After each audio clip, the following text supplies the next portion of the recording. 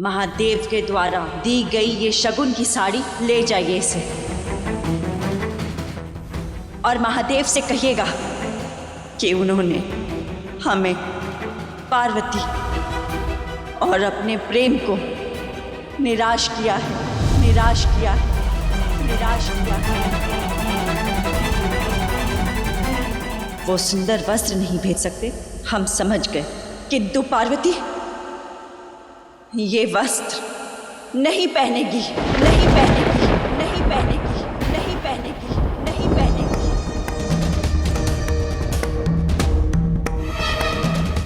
उसके जोड़े का प्रबंध हम स्वयं कर लेंगे। कृपया करके इसे ले जाइए।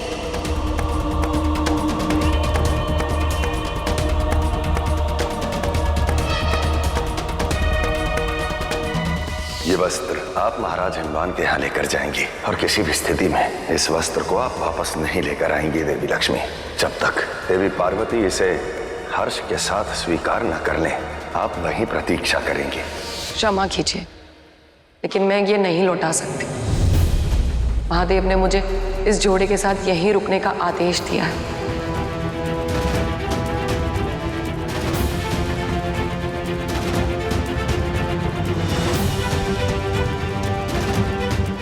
ये शिव की हट नहीं, उनका कोई उद्देश्य है, किंतु क्या?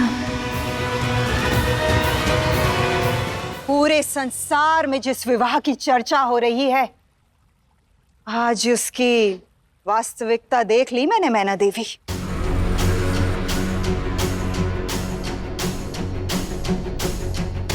आप सब के सब इस विवाह को भव्य बनाने के लिए ना जाने क्या क्या कर रहे हैं, परंतु महादेव ने ये तुच्छ वस्त्र भेजकर आप सबकी जगह सही कर दी है।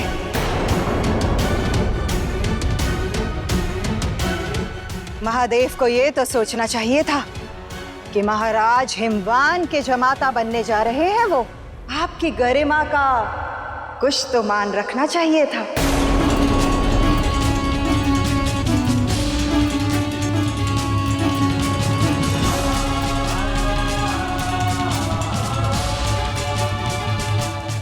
क्या है आपका उद्देश्य?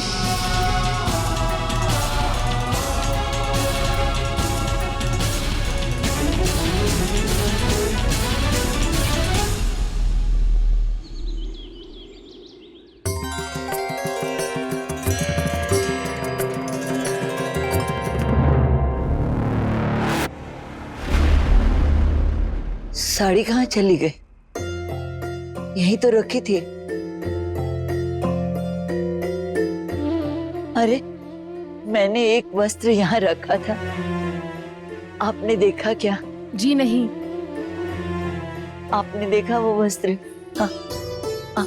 आपने देखा वो वस्त्र? मैंने यहाँ वस्त्र रखा था।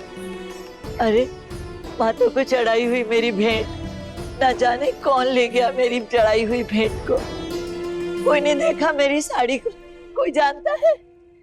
मैं जानता हूँ। शिव शंभो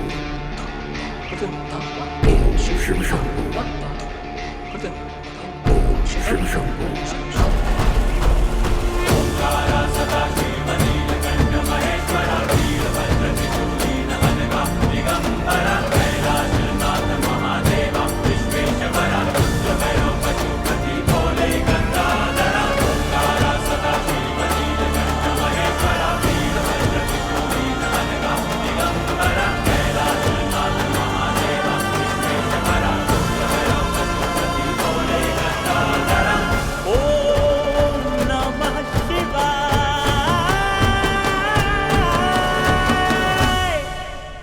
किसने लिया मेरा वस्त्र?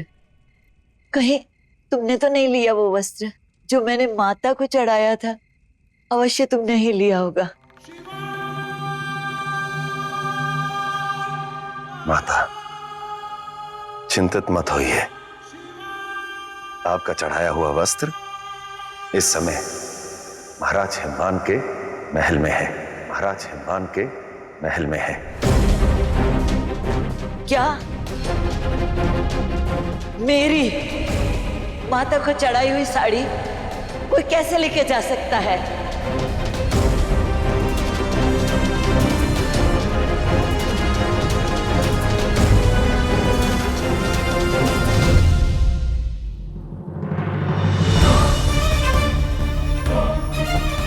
शिव की इस भेंट के पीछे छुपे उद्देश्य को तो नहीं जानती,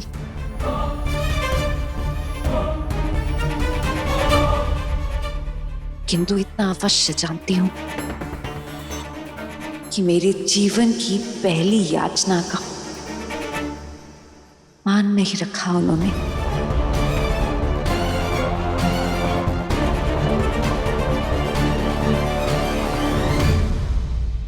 महादेव का उद्देश्य महादेव ही जाने, किंतु पुत्री, तुम ये तुच्छ वस्त्र नहीं पहनोगी, तुम ये तुच्छ वस्त्र नहीं पहनोगी, तुम ये तुच्छ वस्त्र नहीं पहनोगी।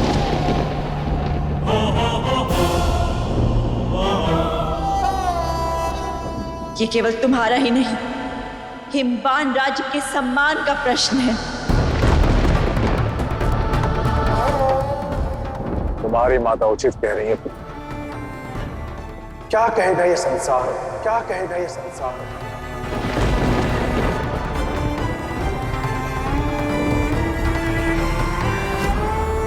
पार्वती, तुम्हारे पास तो कितने सुंदर और बहुमूल्य वस्त्र हैं, उनमें से कोई पहन लो।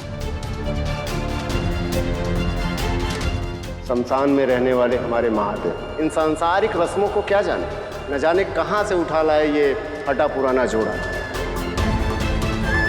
नहीं नहीं, मत फेंकिए इस वस्त्र को राजकुमारी। नहीं नहीं, मत फेंकिए इस वस्त्र को राजकुमारी। नहीं नहीं, मत फेंकिए इस वस्त्र को राजकुमारी।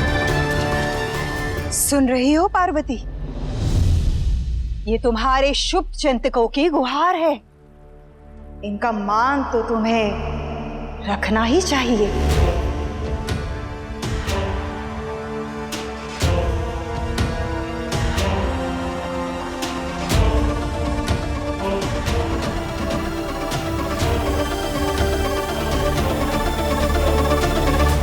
मैं अपने माताश्री और पिताश्री और साथ ही हिमवान की समस्त प्रजा के भावों का मान रखूंगी।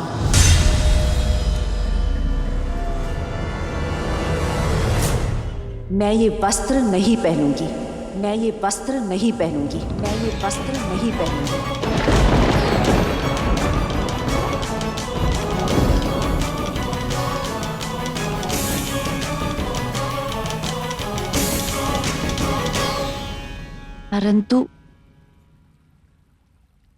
परंतु मैं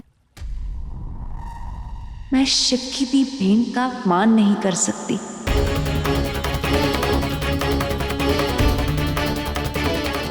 लीजिए, मैं इसे ससम्मान शिवलिंग के पास रख देती हूँ।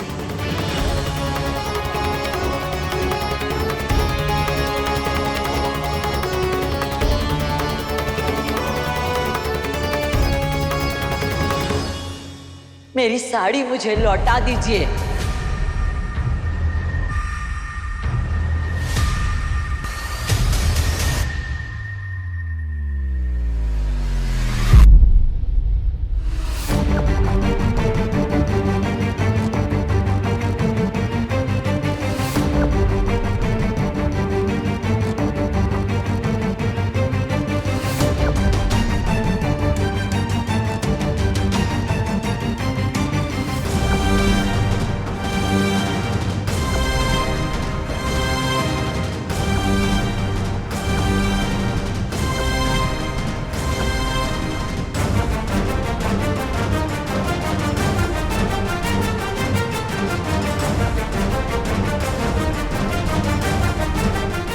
क्या कहा तुमने?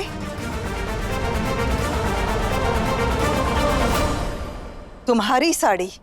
हाँ, मैंने यह शक्तिपीठ पर चढ़ाई थी।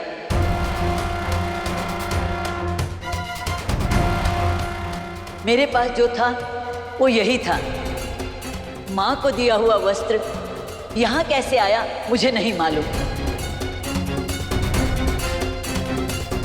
मुझे मेरा वस्त्र लौटा दीजिए, वस्त्र लौटा दीजिए।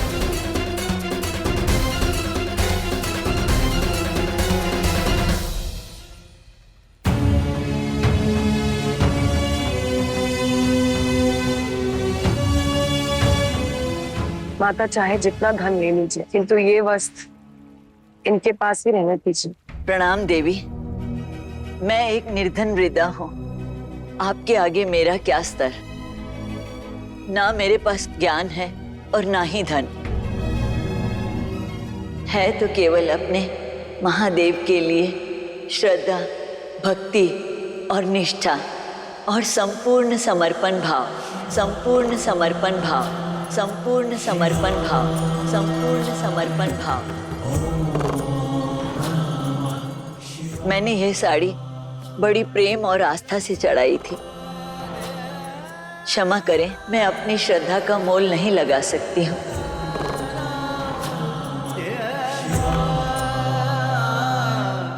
कृपया मेरा वस्त्र मुझे लौटा दीजिए, कृपया मेरा वस्त्र मुझे लौटा दीजिए, कृपया मेरा वस्त्र मुझे लौटा दीजिए।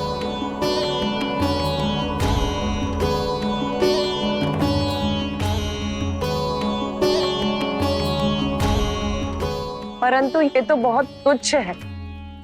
मैं आपके लिए इसके बदले धन का भंडार भर सकती हूँ।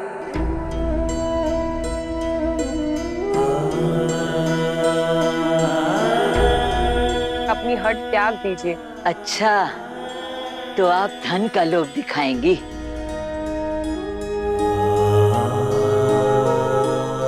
आपसे क्या विवाद करना, बता दीजिए आप ही, क्या मोल लगाएंगी आप? माता, जितना आप चाहें उतना धन मांग लीजिए।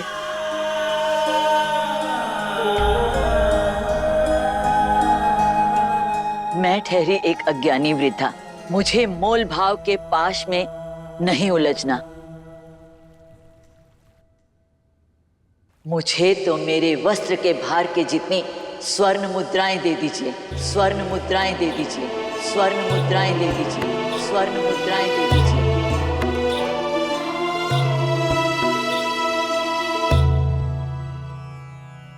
बस इतनी सी बात, अभी लीजिए।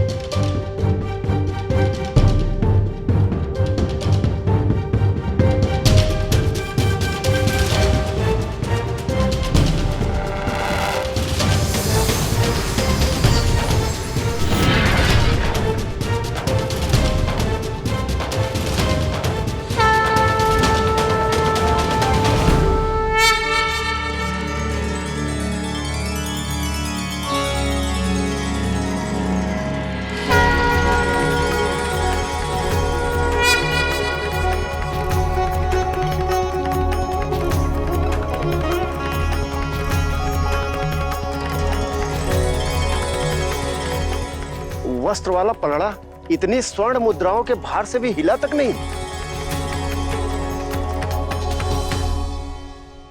असंभव।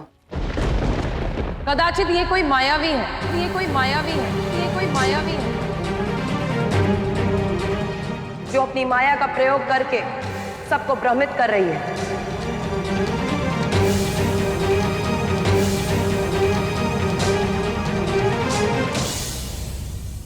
ये कोई माया नहीं है देवी।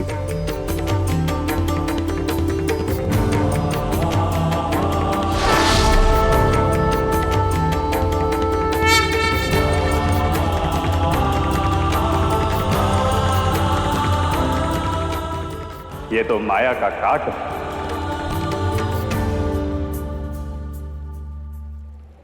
किंतु नारायण, मैं कुछ समझी नहीं।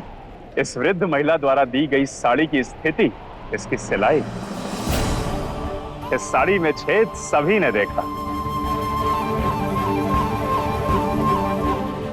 किंतु उसके पीछे का छुपा भाव, प्रेम और समर्पण, वो किसी ने नहीं देखा।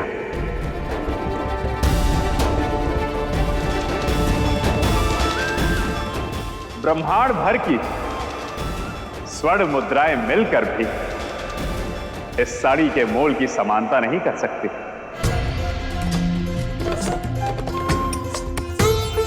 क्योंकि तुला के एक ओर धन होता है और दूसरी ओर भाव।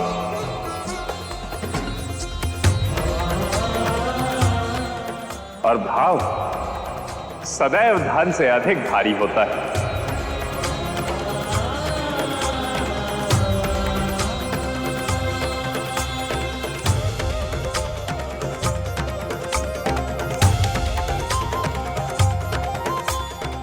देवी पार्वती, इस साड़ी का एक कोना स्वयं महादेव ने सिला, स्वयं महादेव ने सिला, स्वयं महादेव ने सिला, स्वयं महादेव ने सिला।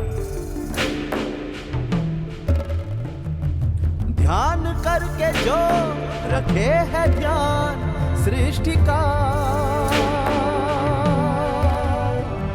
अब आप ही बताइए, क्या इससे अधिक मूल्यवान कुछ हो सकता है? महादेव ने कहा था कि यदि किसी वस्तु को सच्ची भावना, समर्पण और विश्वास के धागे से बुना जाए तो इस पूरे संसार में उससे अधिक मूल्यवान और कोई चीज नहीं हो सकती। है कोमल करुणामय वो प्रेम से भरा, ओंकारा सदा शिव नीलकंठ महेश्वरा, वीरभद्र त्रिशूलीन अनघा दिगंबरा, कैलाश नाथ महादेवा विश्वेश्वरा, रुद्र भैरव पशुपति भोले गंगाधरा, ओंकारा। वो देवों के देव हैं, उनसे कुछ मांगना ही है तो उनके जितना ही भव्य मांगो। ठीक है, सबसे अमूल्य जोड़ा मांग लेते हैं। महादेवा विश्वेश्वरा, रुद्र भैरव पशुपति भोले गंगाधरा।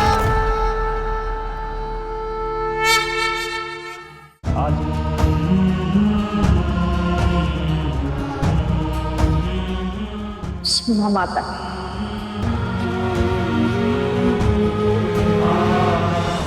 मैं अपने अभिमान के आगे भक्ति को देख नहीं पाई।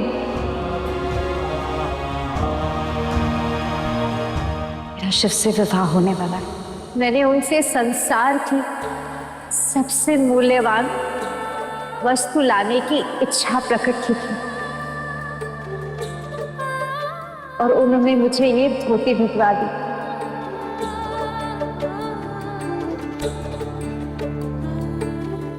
सबको लगा कि शिव ने उपहास किया, किंतु ये वस्त्र भेजकर उन्होंने मेरे प्रेम का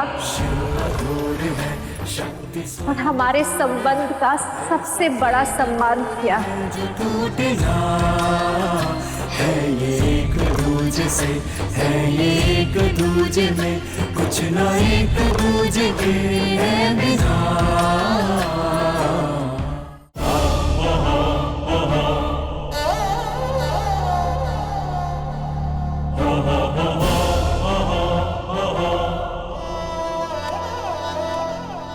वस्त्र मुझे देकर मुझे धन्य कर दीजिए माता, मुझे धन्य कर दीजिए माता, मुझे धन्य कर दीजिए माता।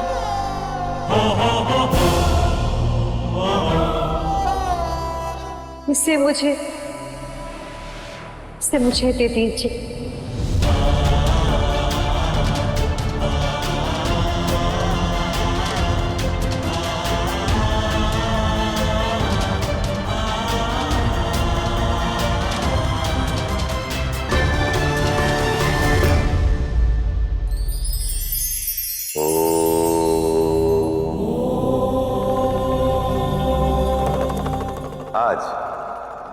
पर्व है जिसे हम उल्लास से मनाते हैं, क्योंकि त्रेता युग में इसी दिन श्री राम अयोध्या लौटे थे। रावण का अंत करके कोई भी शुभ कार्य अमावस्या को नहीं किया जाता, परंतु इस संसार का सबसे शुभ उत्सव अमावस्या के दिन ही मनाया जाता है। यह पर्व सिखाता है कि यदि आपकी मंशा शुभ है या आपके प्रयास संसार के हित के लिए हैं, तो अमावस्या की काली रात भी प्रकाशमान हो सकती है।